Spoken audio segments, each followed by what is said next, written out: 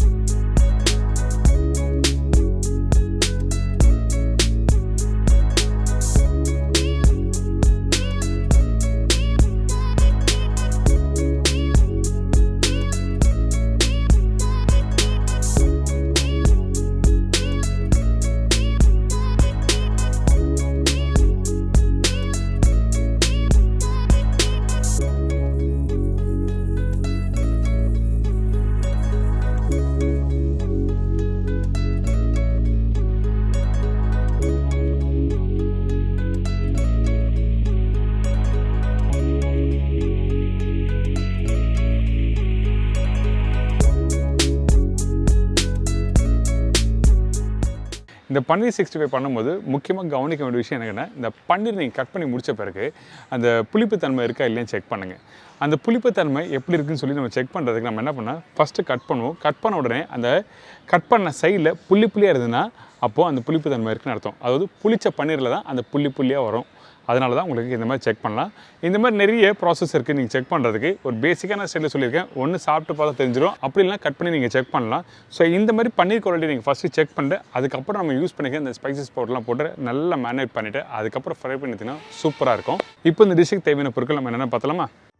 பன்னீர் 2 packet, கடலை மாவு 3 table spoon, அரிசி மாவு 1 tablespoon, chilli powder 1.25 tablespoon, தனியா பவுடர் 1 டேபிள் ஸ்பூன், மஞ்சத்தூள் சிறிதளவு, சோம்பு 1/4 teaspoon, black pepper powder 1 tablespoon, பொடிசை நறுக்கிய இஞ்சி 3/4 டேபிள் ஸ்பூன், கொத்தமல்லி தேவையான அளவு, கருவேப்பிலை தேவையான அளவு, லெமன் 1 நம்பர், உப்பு தேவையான அளவு, ஆயில் ஃப்ரை பண்ணுறதுக்கு தேவையான அளவு. இதாங்க இந்த ப்ரிப்பரேஷன் தேவையான பொருட்கள். ஃபஸ்ட்டு நீங்கள் இந்த ப்ரிப்பரேஷன் பண்ணுறதுக்கு முன்னாடி அந்த பன்னீரோட குவாலிட்டி எப்படி இருக்குது, புளிப்பாக இருக்கா இல்லையா சொல்லி ஃபஸ்ட்டு செக் பண்ணணும். இந்த பன்னீர் கட் பண்ணி முடித்த பிறகு ரொம்ப புள்ளியாக இருந்ததுன்னா அப்போ அந்த பன்னீரோட குவாலிட்டி நல்லா இல்லைன்னு அர்த்தம்.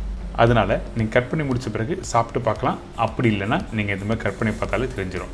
இப்போ கட் பண்ண பன்னீரை ஃபஸ்ட்டு தண்ணியில் போட்டு வச்சுருக்கேன். எப்போவுமே கட் பண்ணி முடித்த பிறகு தண்ணியில் போட்டு வைங்க, அப்போ தான் அந்த புளிப்பு தன்மை ஏறாது. இதுக்கு பிறகு மசாலா எப்படி பண்ணுறதுன்னு பார்த்துடலாம். ஃபஸ்ட் நம்ம என்ன பண்ணுறோன்னா, பெரிய பவுலில் காஷ்மீர் சில்லி பவுடர் போட்டிருக்கேன். இதுக்கு பிறகு தனியா பவுடர், மஞ்சத்தூள், உப்பு, சோம்பு, மிளகுத்தூள். மிளகுத்தூள் வந்து ரொம்ப ஃபைன் போடுற வேண்டாம், கொஞ்சம் லைட்டாக குறைன்னு அரைச்சி போட்டால் ரொம்ப நல்லாயிருக்கும்.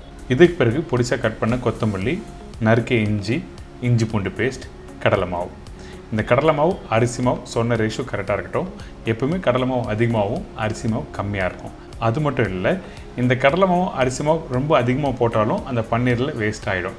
ஏங்கிட்டனா தேவையான அளவுக்கு மட்டும்தான் அந்த பன்னீரில் ஒட்ட ஆரம்பிக்கும். அதனால தான் உங்களுக்கு தெளிவாக சொல்லியிருக்கேன். இதுக்கு பிறகு பச்சை கருவேப்பிலை கையில் பிச்சு போடுங்க. ஒரு லெமன் ஜூஸ் எடுத்து நீங்கள் அப்படியே புழிஞ்சிக்கலாம். இந்த லெமனுக்கு பதிலாக நீங்கள் வினிகர் யூஸ் பண்ணலாமா கேட்டிங்கன்னா கண்டிப்பாக யூஸ் பண்ணலாம். என்னோடய சஜஷன் ஃப்ரெஷ்ஷாக யூஸ் பண்ணுற லெமனை யூஸ் பண்ணிங்கன்னா உங்களுக்கு அந்த புளிப்பு தன்மை நல்லா ஷார்ப்பாக இருக்கும். இதுக்கு பிறகு தேவையான தண்ணி ஊற்றி மசாலா நல்லா மிக்ஸ் பண்ணுறோம்.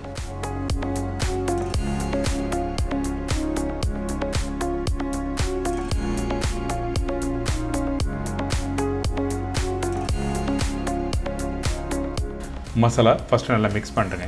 இந்த மாதிரி கெட்டியாக இருந்ததுன்னா பன்னீரோட போட்டு மிக்ஸ் பண்ணுறதுக்கு கரெக்டாக வராது. ஏங்கன்னா பன்னீர் நல்லா சாஃப்டாக இருக்கும்ல, அந்த டைமில் கொஞ்சம் லைட்டாக மசாலா லூஸாக இருந்தால் ஒட்ட ஆரம்பிக்கும். அதனால திருப்பி தண்ணி தெளித்து லூஸ் பண்ணுறோம்.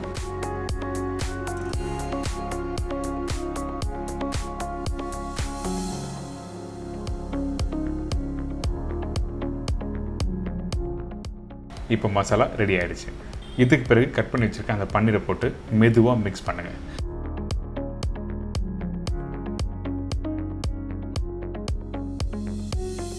பன்னீரை அழுத்தி மிக்ஸ் பண்ணால் உடைய ஆரம்பிக்கும். முடிஞ்ச வரைக்கும் மெதுவாக மிக்ஸ் பண்ணி அதுக்கப்புறம் ஃப்ரை பண்ண ஆரம்பிக்கலாம். பார்த்தீங்களா, ரெடி ஆயிடுச்சா?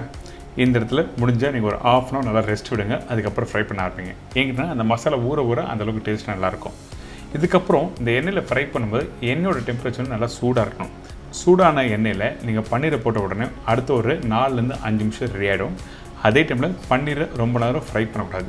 அப்படி பண்ணினா பன்னீர் வந்து கொஞ்சம் லைட்டாக ஹார்ட் ஆகும். அப்படி இருந்ததுன்னா நல்லா இருக்காது. அதனால் எப்போவுமே ஃப்ரை பண்ணி முடித்த பிறகு அந்த மசாலாக்குள்ளே இருக்க பன்னீர் வந்து சாஃப்டாக இருக்கணும். அப்போ தான் அந்த மேலே சாப்பிடும்போது கொஞ்சம் நல்லா ஜூஸியாக இருக்கும்.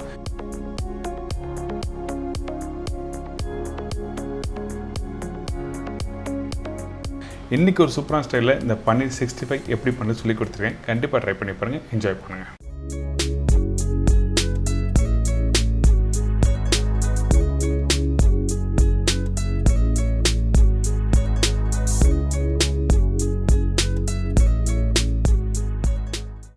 என்னங்க இந்த பன்னீர் 65 எப்படி பண்ணுறது எல்லாம் தெரிஞ்சிருக்கும். கண்டிப்பாக வீட்டில் ட்ரை பண்ணி பாருங்கள். ஒரு அல்டிமேட்டான ஸ்டைலில் சொல்லி கொடுத்துருக்கேன்.